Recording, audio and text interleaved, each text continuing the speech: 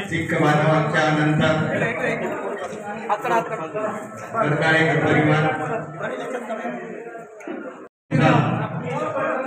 अभिष्ट चिंतन सोहळा साजरा होत आहे।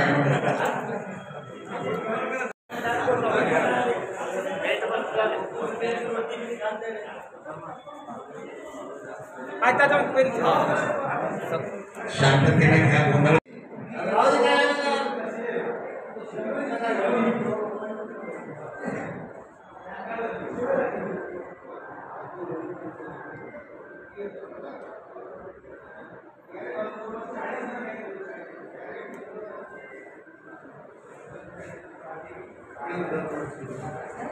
लोकांचं प्रेम माझ्या वाढदिवसाच्या निमित्ताने आणि त्यांचा आशीर्वाद सदैव माझ्या कुटुंबाच्या पाठीशी आहे, माझ्या पाठीशी आहे। आणि लोकांच्या प्रेमा खातीरच वाढदिवस आज साजरा होत आहे माझा। कैलासवासी बाबासाहेब देशमुख गोरठेकरांपासून ते कैलासवासी बापूसाहेब देशमुख गोरठेकरांपर्यंत जे काही गोरठेकर घराण्यावर प्रेम करणारी माणसं, कार्यकर्ते असतील, हितचिंतक असतील, पाहुणे मंडळी असतील, त्या सगळ्यांनी आज माझा वाढदिवस साजरा करत आहेत। आणि या वाढदिवसाच्या निमित्तानं मी एवढं सांगेन की विविध कार्यक्रम ठेवत असताना ज्यांनी माझ्यावर प्रेम केलं, मला आशीर्वादाच्या स्वरूपात दिलं, मी त्यांचे ऋण काही फेडू शकणार नाही। पण एक गोरठेकर घराण्याच्या पाईप म्हणून मी त्याच्या सदैव ऋणी राहील, एवढंच मी या प्रसंगी सांगतो। या निमित्तानं काय उपक्रमाचं आयोजन अजूनही काय आहे? आता इथून धर्माबादला आहे, धर्माबादला जाईल आणि धर्माबादच्या लोकांनी जसं उमरीवाल्यांनी प्रेम केलं तसं धर्माबादवाल्यांनी प्रेम खूप मोठ्या प्रमाणात केलेलं आहे आणि विविध कार्यक्रम तिथं आयोजित केलेले आहेत। मग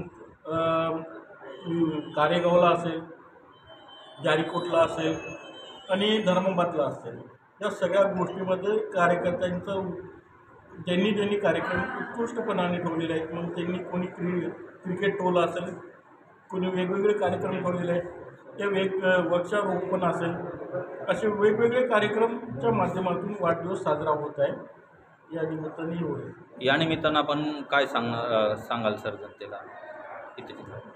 मी वाढदिवसाच्या निमित्ताने एवढंच सांगेल की गोरठेकर घराण्यावर प्रेम करणाऱ्या माणसांचं आणि सातत्यानं त्यांच्या आशीर्वादाने जे काही माझ्या जीवनात कार्य करत असताना जे काही मी पदावर ज्या वेळेस बसलेला आहोत, ते पंचायत समितीच्या माध्यमातून असेल किंवा आज मार्केट कमिटीच्या माध्यमातून असेल, की फक्त जनतेची सेवा माझ्या हातातून व्हावं, चांगलं काम माझ्या हातातून व्हावं आणि पुढच्या काळात मार्केट कमिटीच्या माध्यमातून मग व्यापारी असेल, शेतकरी असेल, त्या सगळ्या गोष्टीचा विचार करून ते मी चांगले निर्णय घ्यावं।